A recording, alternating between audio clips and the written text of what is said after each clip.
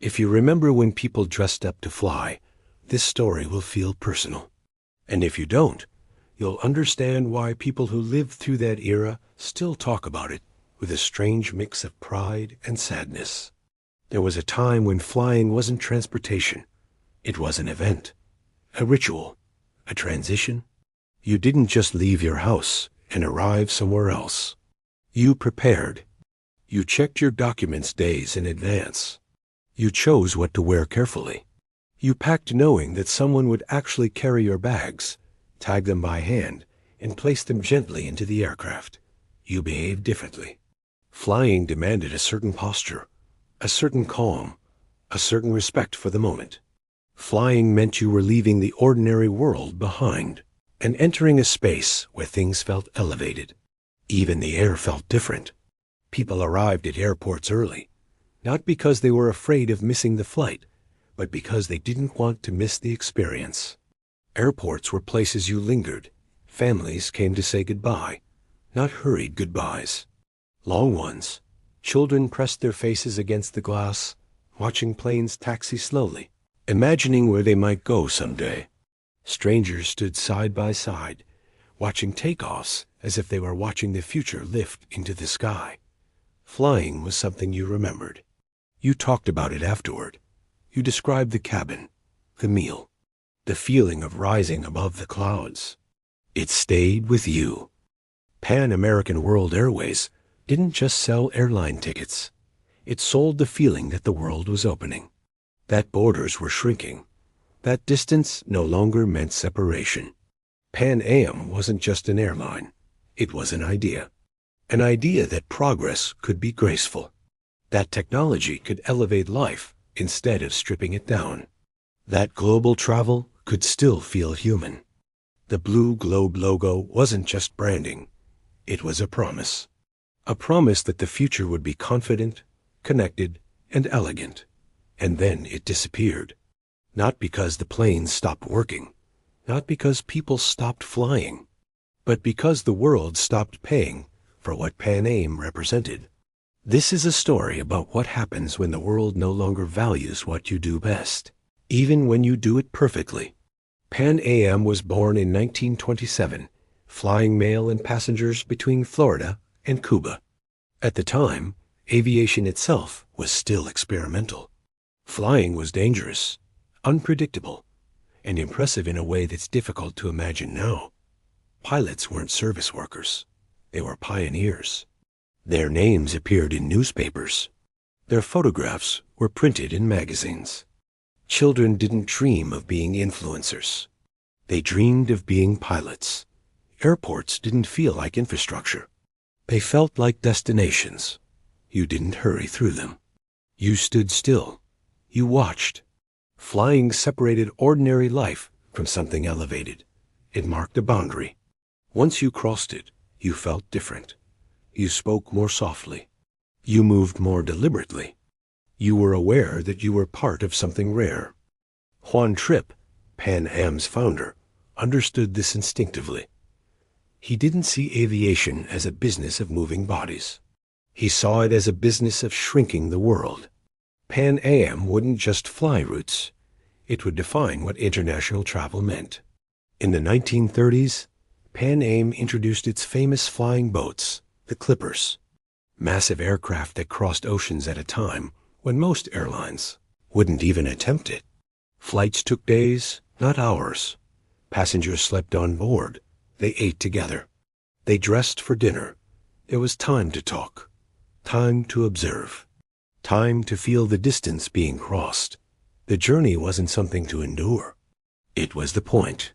When a Pan Am Clipper landed in a new country, people gathered to watch. Officials came out. Photographers waited. It felt symbolic, as if the future itself had arrived. This wasn't mass travel. This was diplomacy, prestige, and spectacle combined. After World War II, Pan Am became something larger than an airline. It became a symbol of American confidence, of global optimism, of a belief that the world was moving forward together. In 1947, Pan Am launched the first scheduled round-the-world passenger service. One ticket, one continuous journey around the globe. For the first time in history, the entire planet felt connected. You could imagine the world as a single place. Flying Pan Am wasn't just about geography. It was about identity. Employees didn't describe Pan Am as a company. They described it as who they were. Being part of Pan Am meant you represented something larger than yourself. Flight attendants were trained not just in safety, but in etiquette, languages, and diplomacy. They learned how to enter a room, how to speak, how to carry themselves. Uniforms were custom designed.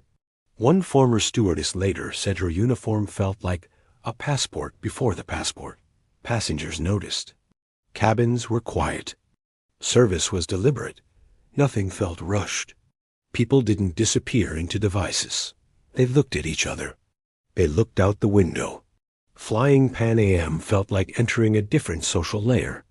When the Boeing 747 entered service in 1970, Pan Am didn't treat it as a machine. It treated it as a statement. The upper deck became a lounge. Passengers stood, talked, drank. Strangers met and spoke, simply because there was space to do so. You didn't disappear into a screen. You looked out at the sky. The aircraft wasn't optimized for throughput. It was designed for memory. People didn't measure flights in minutes. They measured them in impressions. But while Pan Am was refining elegance, something subtle was happening. Flying was becoming normal. At first, this felt like progress. More people could fly. More destinations opened. Prices slowly dropped. Flying stopped being rare. And when something stops being rare, people stop treating it carefully. Expectations shifted. People no longer asked, "How will this flight feel?" They asked, "How much does it cost?" The emotional center of flying moved from experience to efficiency. In 1978, airline deregulation made this shift official. Overnight, routes Pan Am had dominated for decades were open to anyone. New airlines entered the market with one philosophy: remove everything that isn't essential to movement. No lounges, no ceremony, no waiting, just seats, just speed, just price. Flying stopped being an event. It became logistics. Pan Am understood what was happening, but it believed, sincerely, that the world would still pay for meaning, that some things were worth preserving. That flying was one of them. Pan Am tried to adapt without losing itself. It cut costs carefully. It reduced service reluctantly. But every compromise weakened the brand. Luxury removed didn't make Pan Am cheap enough. It just made it less Pan Am. The airline became stuck. Too expensive for the new market. Too diluted for the old one. This is the most dangerous place a brand can be. Then came the shocks. In December 1988, Pan Am Flight 103 exploded over Lockerbie, Scotland. 270 people died. For Pan Am, this wasn't just a tragedy. It was an identity rupture. The airline that symbolized trust, confidence, and global safety was suddenly associated with vulnerability. Passengers didn't just fear flying. They feared Pan Am. Then the Gulf War followed. Fuel prices spiked. Travel slowed. Losses accelerated. The market Pan Am had been built for was gone. On January 8, 1991, Pan Am filed for bankruptcy. Employees were told to keep flying. Some had already packed to move to Miami for Pan Am's planned rebirth. They said goodbye to neighbors. They promised to stay in touch. That rebirth never came. On December 4, 1991, Pan Am ceased operations. 7,500 people lost their jobs. The airline that once connected the world vanished. There was no ceremony, just silence. When Pan Am disappeared, flying changed permanently. Airports became louder. Cabins became tighter. Time became the only metric. Flying stopped being memorable. can become something to get through. People stopped dressing up, stopped watching takeoffs, stopped feeling that quiet thrill. Today, we fly more than ever. Planes are safer, cheaper, faster, but airlines no longer carry cultural meaning. They are utilities. Pan Am didn't fail because it couldn't fly. It failed because it flew for a world that no longer existed. You've seen this before. If you're over 40, you remember rituals that felt normal at the time. Going to the bank on a Saturday morning, standing in line, talking to a teller who knew your name, getting your balance printed on a small slip of paper. That ritual didn't break. It was replaced by an app. Faster, cheaper, emptier. You didn't complain. You just stopped going. This is how meaning disappears. Not violently, quietly. Pan Am didn't disappear from the sky. It disappeared from conversation. That's how most meaning dies. Not with outrage, not with protest, but with silence. Flying still exists, but the world where flying meant something is gone.